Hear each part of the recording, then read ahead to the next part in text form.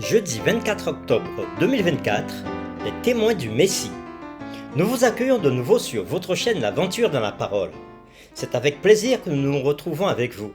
Vous êtes peut-être en voiture ou encore dans le train ou dans le métro, ou encore vous êtes peut-être à la campagne ou au bord de la mer.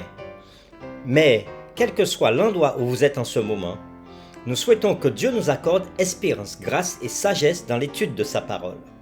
Notre communauté s'agrandit et c'est grâce à vous.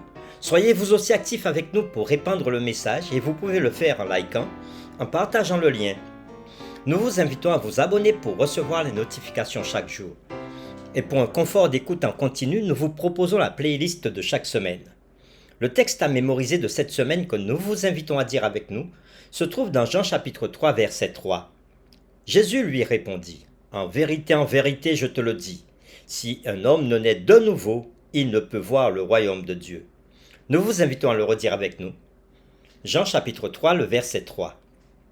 Jésus lui répondit, « En vérité, je te le dis, si un homme ne naît de nouveau, il ne peut voir le royaume de Dieu. » Pourquoi Jean fait-il intervenir des témoins pour attester ses écrits? Quel puissant témoignage Jean-Baptiste donne-t-il à propos de Jésus? Que disent tous les autres témoins de Jésus? Les réflexions de cette semaine nous aident à répondre à ces questions et aujourd'hui nous le ferons avec la séquence « Le témoignage de Nicodème ». Nous vous invitons à lire avec nous Jean chapitre 3 les versets 1 à 21 et nous répondrons à la question suivante.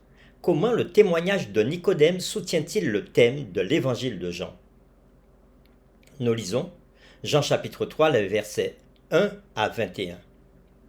Mais il y eut un homme d'entre les pharisiens nommé Nicodème, un chef des Juifs, qui vint, lui, auprès de Jésus de nuit et lui dit, « Rabbi, nous savons que tu es un docteur venu de Dieu, car personne ne peut faire ces miracles que tu fais si Dieu n'est avec lui. » Jésus lui répondit, « En vérité, je te le dis, si un homme ne naît de nouveau, il ne peut voir le royaume de Dieu. » Nicodème lui dit, « Comment un homme peut-il naître quand il est vieux?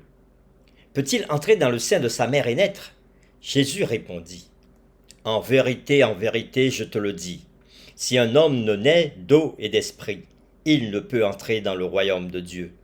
Ce qui est né de la chair est chair, et ce qui est né de l'esprit est esprit. Ne t'étonne pas que je t'ai dit, il faut que vous naissiez de nouveau. Le vent souffle où il veut, et tu en entends le bruit, mais tu ne sais d'où il vient ni où il va. Il en est ainsi de tout homme qui est né de l'esprit. » Nicodème lui dit, « Comment cela peut-il se faire? » Jésus lui répondit, « Tu es le docteur d'Israël et tu ne sais pas ces choses? En vérité, je te le dis. Nous disons ce que nous savons, et nous rendons témoignage de ce que nous avons vu, et vous ne recevez pas notre témoignage.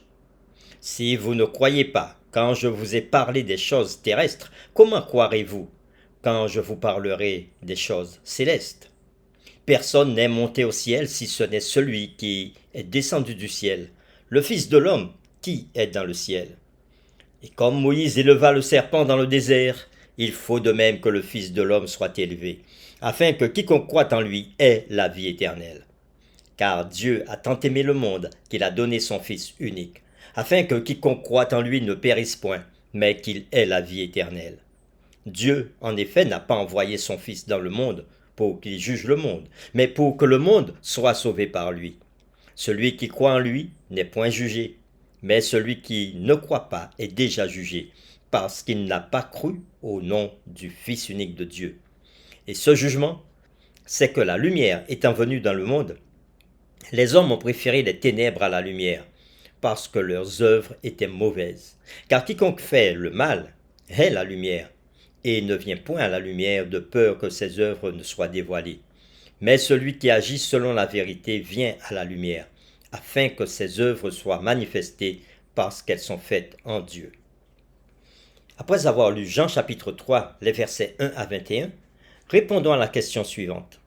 Comment le témoignage de Nicodème soutient-il le thème de l'évangile de Jean?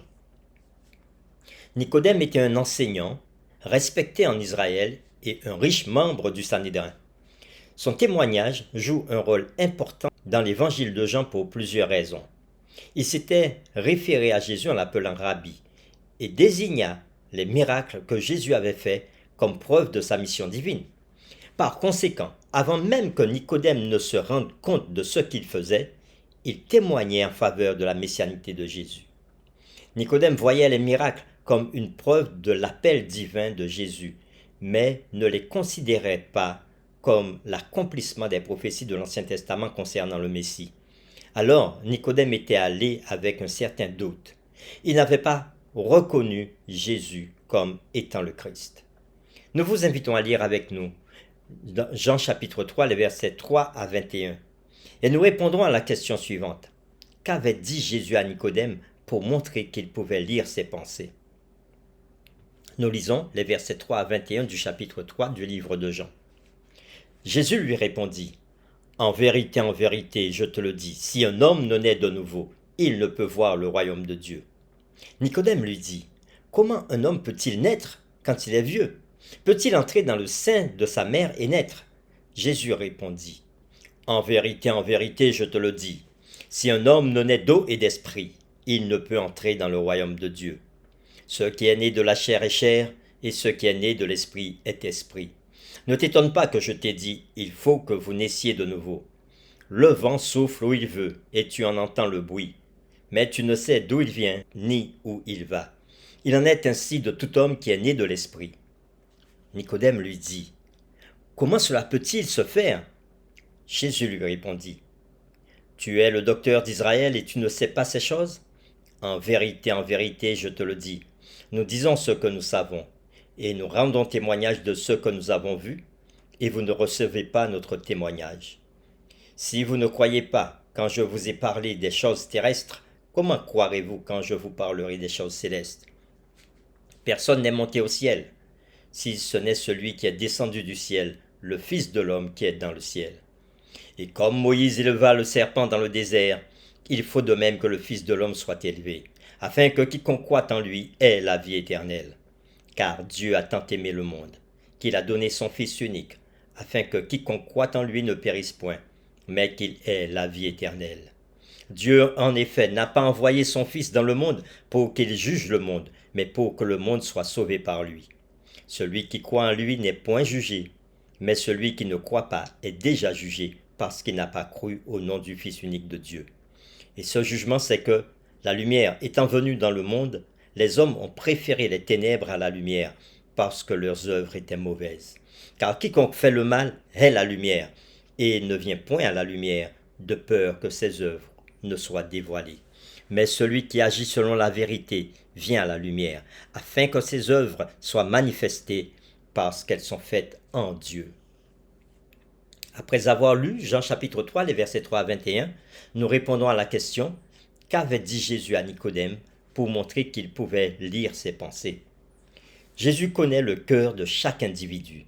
Sa réponse à Nicodème peut sembler abrupte, mais il va directement à la question. Les Juifs croyaient que les gentils avaient besoin d'être convertis, mais beaucoup ne comprenaient pas qu'eux aussi, le peuple élu, avait besoin d'une expérience de conversion. Personne ne naît sauvé, quelle que soit sa nationalité ou l'église dans laquelle il a été élevé. Le merveilleux héritage des Juifs qui remontait à Abraham leur offrait de nombreux avantages distincts, sans aucun doute. Mais cela en soi n'était pas suffisant. Jésus dit à Nicodème l'impensable, que lui, un enseignant et un chef en Israël, devait naître de nouveau. Jésus confronta alors Nicodème par sa propre ignorance spirituelle. Et il lui dit, « Tu es le docteur d'Israël et tu ne sais pas ces choses? Comment pourriez-vous, vous qui êtes un enseignant exalté, ne pas savoir ces choses ?» La réprimande a dû être étourdissante. Malgré toutes les questions que Nicodème avait au sujet de Jésus à l'époque, il prit plus tard son parti avec les disciples de Jésus. Pour terminer, réfléchissons à cette question. Que signifie le fait de naître de nouveau et pourquoi Jésus y met-il tant l'accent? Nous vous invitons à prier avec nous. Merci Père éternel. Merci pour ton amour infini. Et tu le démontres à travers ce que Jésus dit à Nicodème, en disant que tu as tant aimé le monde, que tu as donné Jésus ton Fils, afin que quiconque croit ait la vie éternelle. Oui, tu dis aussi, à travers ce que Jésus dit à Nicodème, que Jésus était venu dans ce monde, non pas pour juger le monde, mais pour que les hommes soient sauvés par lui. Nous prions afin que tu nous aides à mettre notre confiance en Jésus, toute notre foi en Jésus, et d'accepter le salut qu'il nous offre aujourd'hui. C'est en son nom que nous t'avons prié. Amen.